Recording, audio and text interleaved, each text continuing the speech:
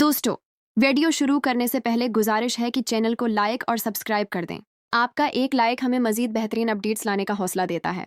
दुर्गा देवी की चाल कामयाब हुई और यूं आहाना दोबारा इस घर में वापस आ गई।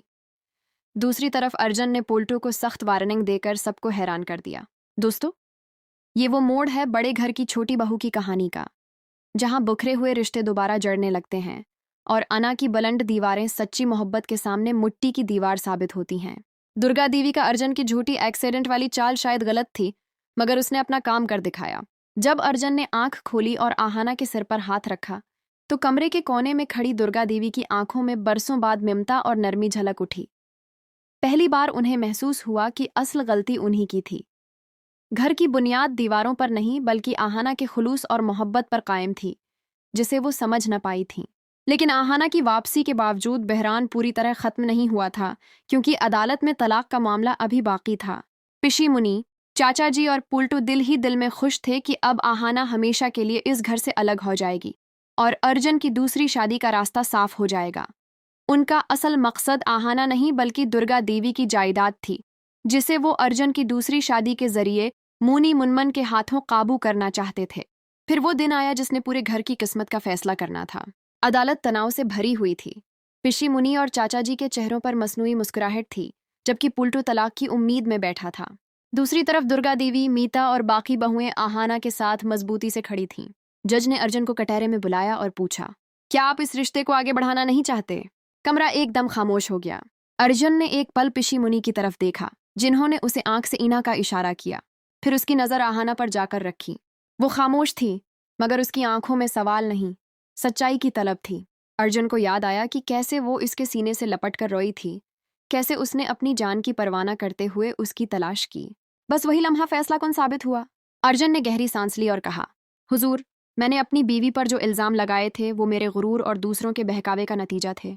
मैंने उसे आजमाने के लिए जो ड्रामा रचाया, इसमें उसने अपनी जान खतरे में डालकर अपना प्यार सच कर दिखाया। मैं ये रिश्ता खत्म नहीं करना चाहता। ये घर मेरी बीवी के बगैर अधूरा है। इस एक जुमले ने अदालत का माहौल बदल कर रख दिया। पिशी मुनी का चेहरा उतर गया, चाचा जी सकते में रह गए और पुल्टू की उम्मीदें टूट गईं। जज ने दोनों की बातें सुनकर फैसला सुनाया कि मियां बीवी के दरमियान उना के झगड़े नाकाबिले इस्लाह इख्तिलाफात नहीं कहला सकते और तलाक की दरख्वास्त मुस्तरद कर दी। दुर्गा देवी ने शुक्राने के आंसू बहाए। अदालत से बाहर आते ही अर्जुन ने पुल्टू को तन्हा एक तरफ बुलाया और सख्त लहजे में कहा, दादा, मैं सब समझ गया हूँ। ये तलाक, ये दूसरी शादी, ये सब मेरे लिए नहीं, माँ की जायदाद के लिए था। मैंने हमेशा आपको भाई समझा, इज्जत दी, लेकिन अब अगर आपने मेरी बीवी या मेरे घर पर नजर उठाई तो मैं खामोश नहीं रहूंगा। आपने अपनी अना में अपना घर बर्बाद किया, अब मेरे घर को बर्बाद नहीं। पुल्टू पहली बार अपने छोटे भाई की मजबूत आंखों से डर गया। उसके पास कहने को कुछ नहीं था, सिर्फ शर्मिंदगी।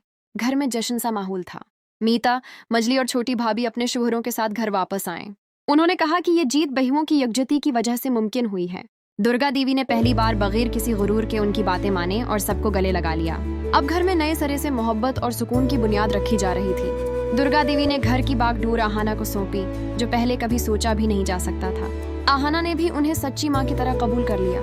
एक शाम अर्जुन किताबों का बड़ा सा गट्ठा उठाए आहाना के कमरे में आया। आहाना हैरान हो गई। अर्जुन ने मुस्कुराते हुए कहा, यह तुम्हारा ख्वाब है। मैं जानता हूँ कि मैंने तुम्हें सिर्फ बीवी और बहू समझा, तुम्हारी सलाहियत को कभी जगह नहीं दी, लेकिन अब तुम अपनी पढ़ाई मुकम्मल करोगी।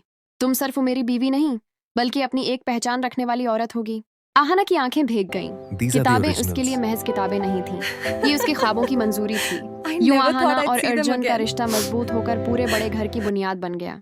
पिशी मुनी और पोल्टू की चालें नाकाम हो चुकी थीं और अब इस घर में सिर्फ मोहब्बत, एहतराम और रोशन मुस्तकबल का बसीरा था।